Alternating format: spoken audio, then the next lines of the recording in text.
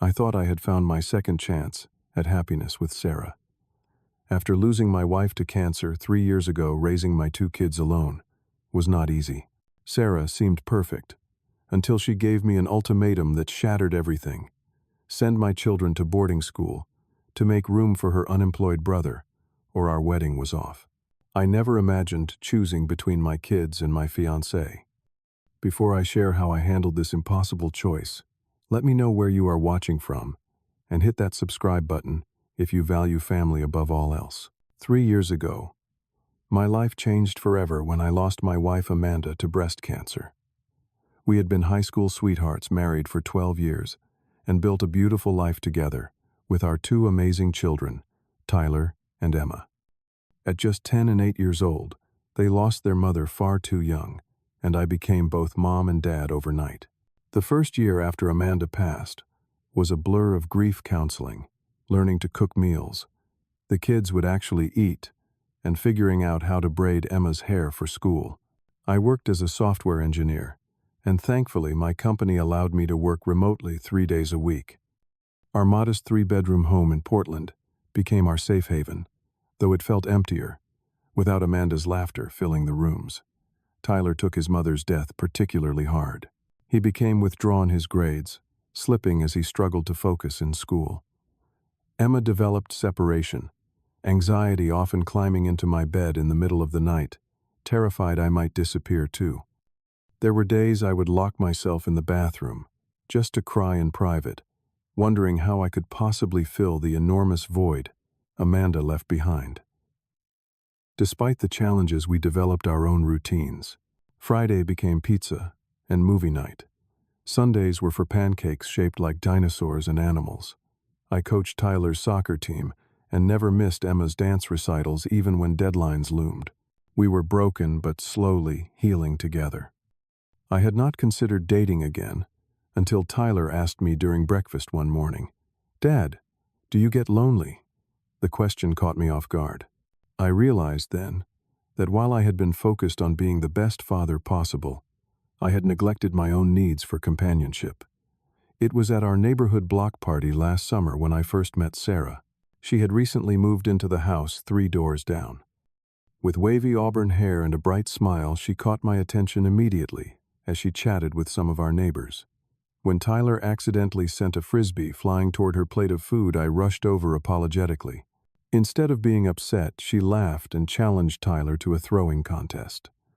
That first conversation flowed easily as we discovered our shared love of hiking and true crime podcasts.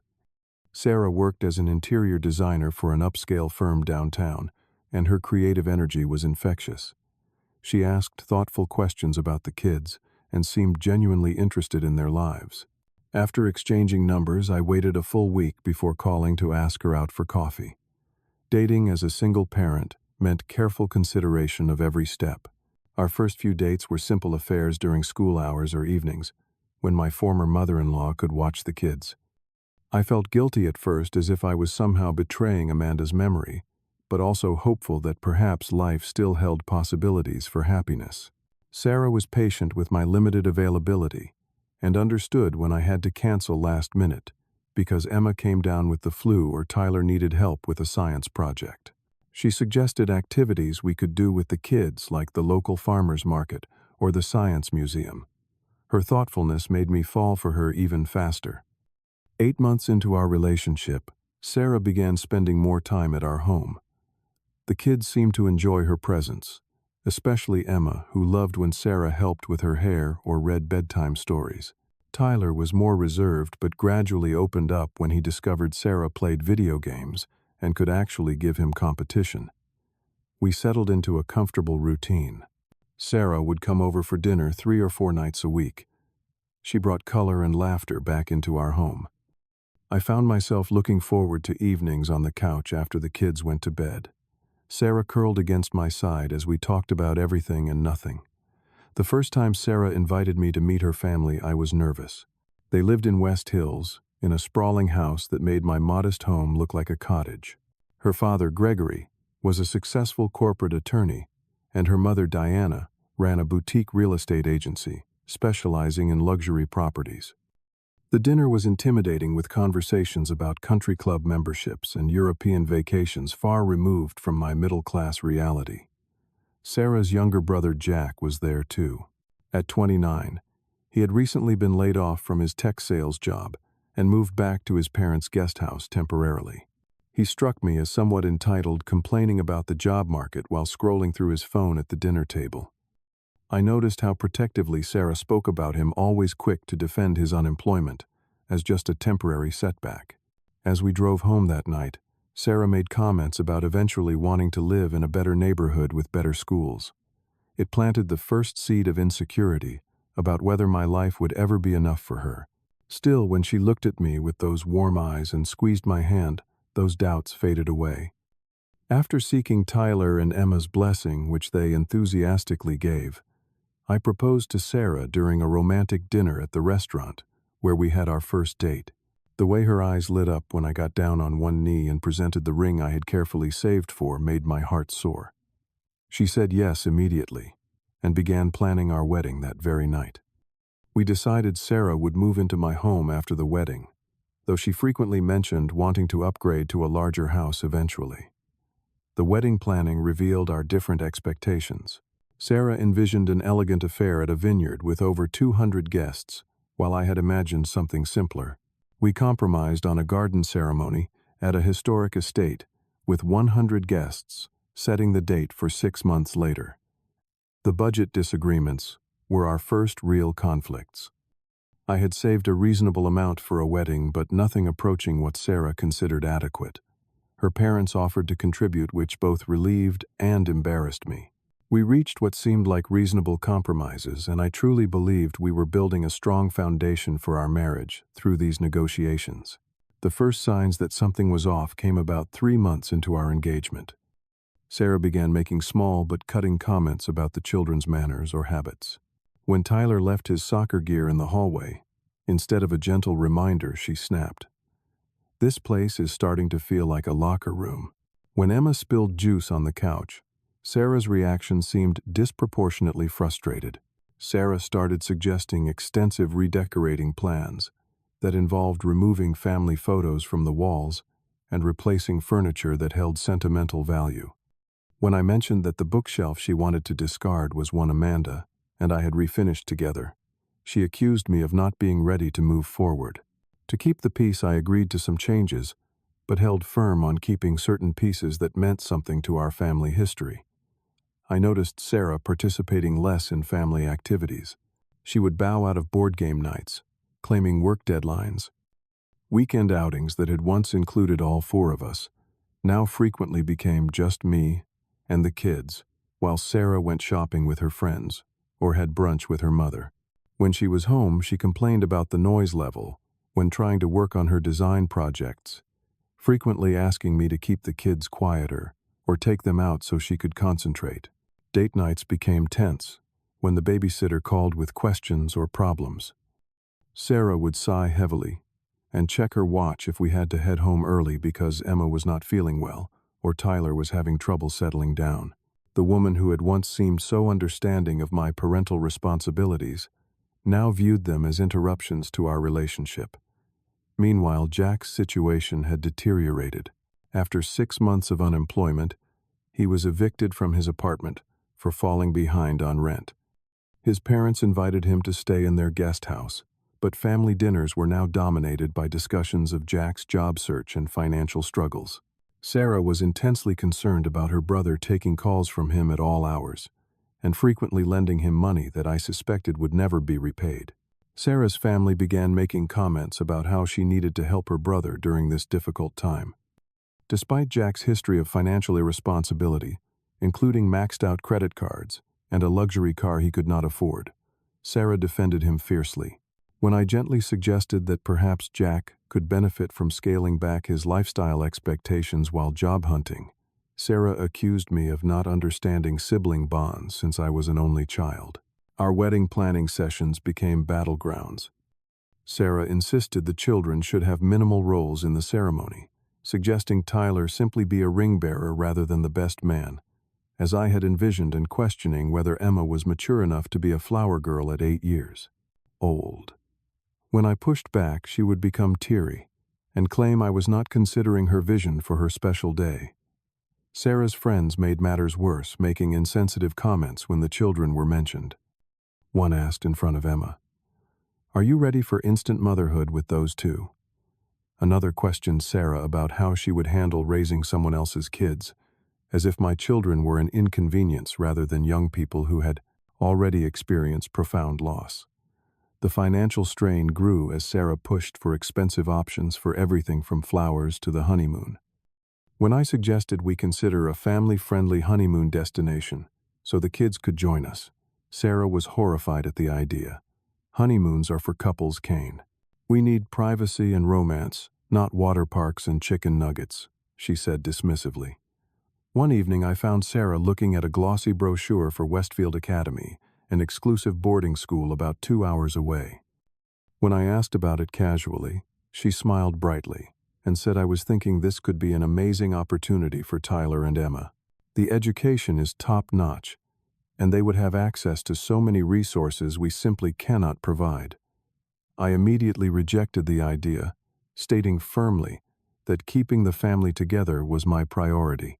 Sarah persisted, talking about the benefits of structure and independence, suggesting we at least consider all options. What troubled me most was discovering later that Tyler had overheard this conversation and asked me tearfully if I was planning to send him and his sister away. That night I reassured both children that their home would always be with me. The boarding school conversation triggered behavioral issues for Tyler at school. His teacher emailed about his sudden withdrawal in class and an incident where he lashed out at another student. When I spoke with him, he admitted he was worried about being sent away and losing another parent. Concerned about the direction things were heading, I met my best friend Marcus for lunch to confide my growing doubts. Marcus had known Amanda and me since college and had been a steadfast support after her death. As I described Sarah's changing attitude toward the children, Marcus frowned deeply. "That does not sound like someone who is ready to be a stepmother, Kane," he said. "These are not just preferences about housekeeping or schedules. This sounds like someone who fundamentally does not want to integrate your children into her life." I found myself defending Sarah, explaining away her behavior as wedding stress and adjustment difficulties. But Marcus reminded me of my primary responsibility as a father. "You are all those kids have left. Whatever you decide about Sarah, Tyler, and Emma have to come first. Full stop." Driving home, I resolved to have an honest conversation with Sarah about our future as a blended family. I still believed we could work through these issues with better communication and perhaps couples counseling. I was determined to make things work, convinced that Sarah was still the person I had fallen in love with. Everything came to a head during a family dinner at our house. Jack arrived with Sarah and casually announced he had been offered a job with a marketing firm in Portland. Sarah immediately chimed in with, "And the best part is he can move in with us after the wedding. It will be perfect to help him get back on his feet." The sudden announcement caught me completely off guard. We had never discussed having her brother live with us, let alone made any plans for accommodating another adult in our already full house. When Jack excused himself to take a phone call, I quietly asked Sarah about the logistics. "Well, obviously the kids can share the smallest bedroom," she said matter-of-factly. "Jack needs a proper office space to work from home sometimes so he can take Tyler's room. It is just temporary, maybe a year or so, until he saves enough for his own place."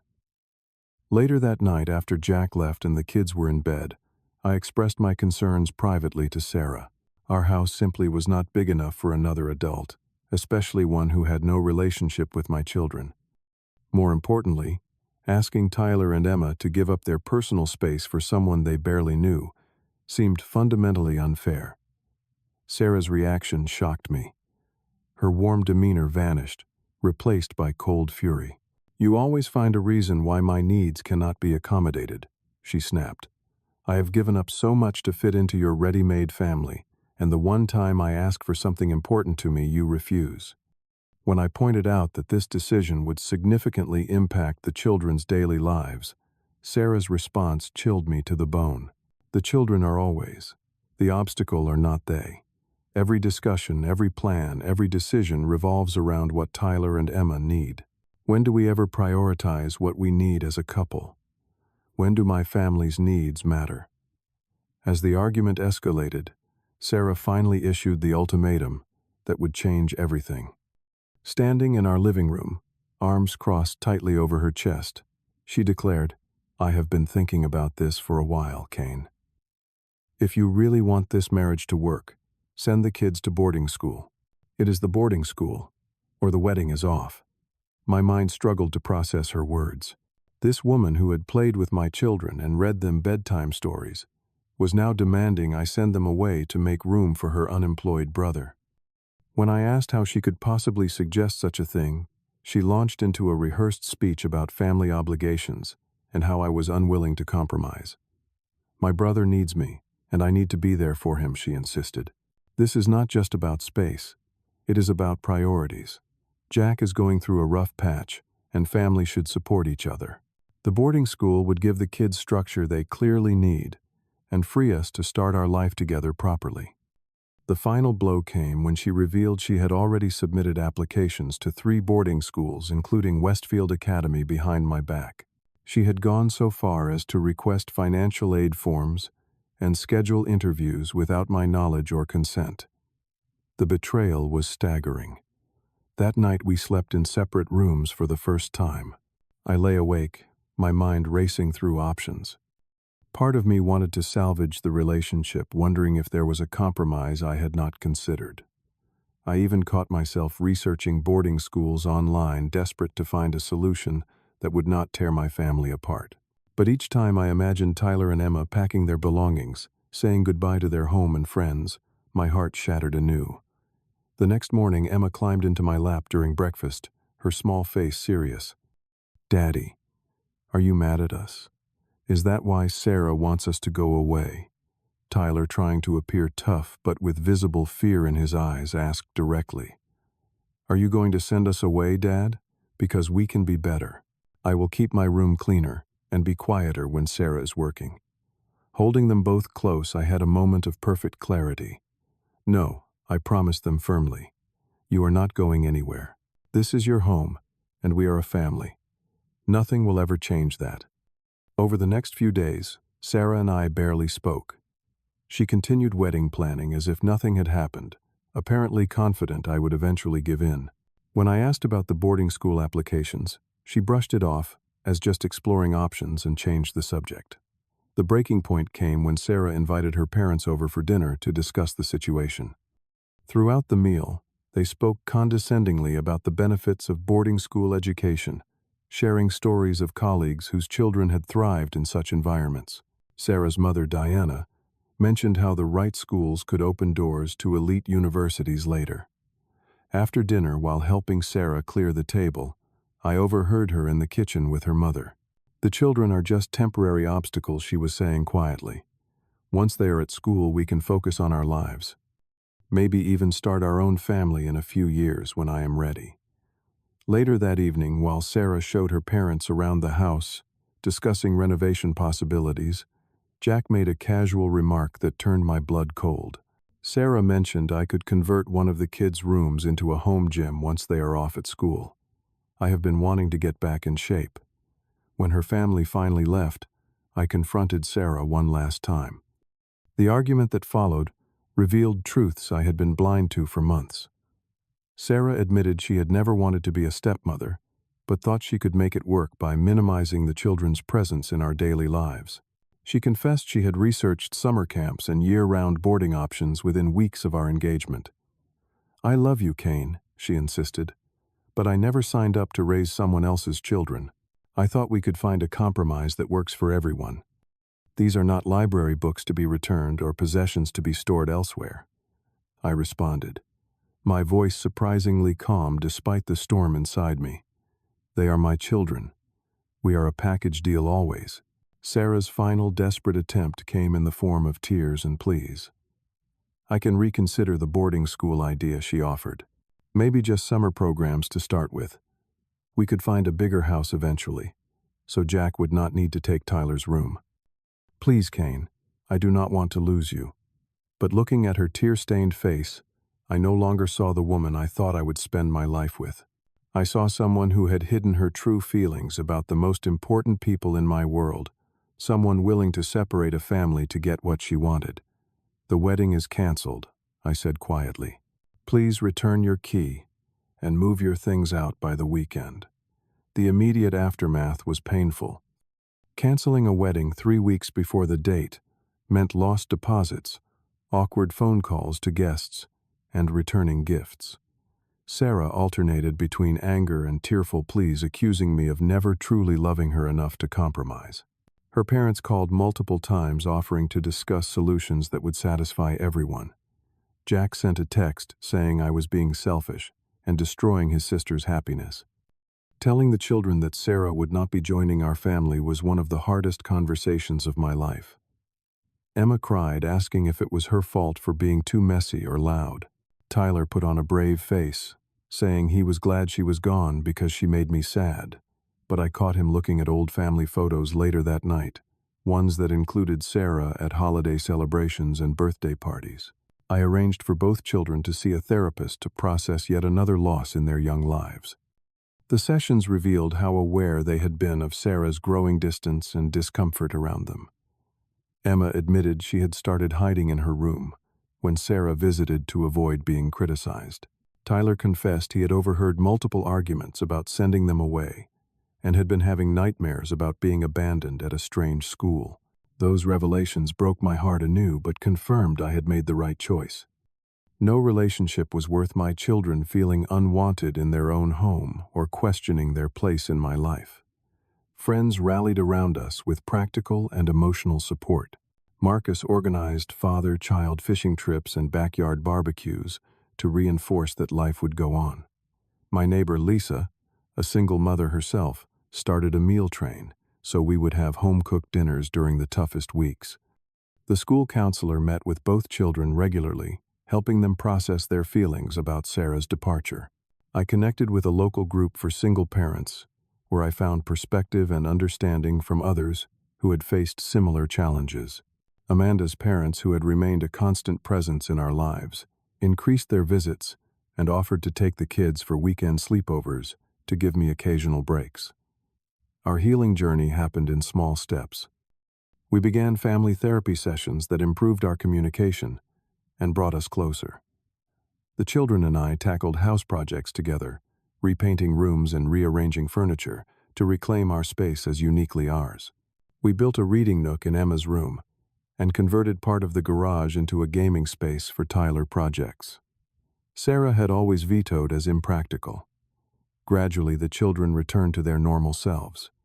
Tyler's grades improved, and he rejoined the soccer team he had quit during the worst of the conflict. Emma's nightmares subsided, replaced by excited chatter about her dance classes and new friends. I started sleeping through the night again, no longer lying awake, worrying about impossible choices. 3 months after the canceled wedding, we took a family vacation to the beach, a simple trip that became a turning point in our recovery. Watching Tyler and Emma building an elaborate sandcastle together, laughing as waves threatened their creation, I felt a weight lift from my shoulders. That evening, sitting around a beach bonfire, we had an honest conversation about what we wanted in future family relationships. "If you meet someone new someday, will we get to help decide if she is nice?" Emma asked, poking a marshmallow stick into the flames. "Absolutely," I promised. "Any person who joins our family has to love all of us." "That is non-negotiable." Tyler, more perceptive than I sometimes gave him credit for, added, "And we will try to be nice too, Dad. We know you get lonely sometimes." Looking back a year later, I can see how many red flags I missed with Sarah. The casual criticisms of the children that grew more frequent over time. The decreasing interest in family activities. The way she spoke about the future in terms of us that often excluded Tyler and Emma. In my desire to find partnership again, I had overlooked signs that should have been obvious. I established new boundaries and standards for any future relationship. Anyone I dated would need to understand that my role as a father came first. We would date as a family with the children included in activities from the beginning, rather than trying to integrate someone into our lives later. There would be no rushing into engagements or living arrangements before seeing how a potential partner truly interacted with my children over an extended period. The most profound lesson I learned was about the nature of genuine love.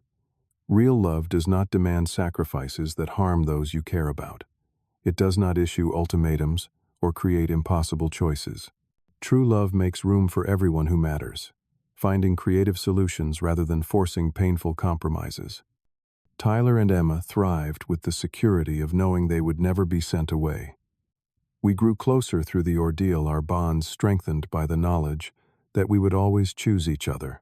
I came to appreciate that what felt like a devastating loss at the time had actually saved us from a far worse fate. A marriage that would have slowly eroded my children's sense of belonging and worth. Recently, I met Angela, a single mother, whose son is on Tyler's soccer team. Unlike my whirlwind romance with Sarah, our relationship is developing slowly and naturally. She understands the complexities of blended families because she navigates them herself. When she joins us for movie nights or helps Emma with science projects, there is no underlying tension or resentment. It is too soon to know where this connection might lead, but I approach it with eyes wide open, guided by hard-earned wisdom about what matters most. The painful experience with Sarah taught me that family is worth any sacrifice. By choosing my children, I ultimately chose myself and the values I want to live by. While I hope to find partnership again someday, I know now that our family is already complete and whole exactly as we are. I would love to hear your thoughts on this situation. Have you ever had to make a difficult choice between a relationship and your family?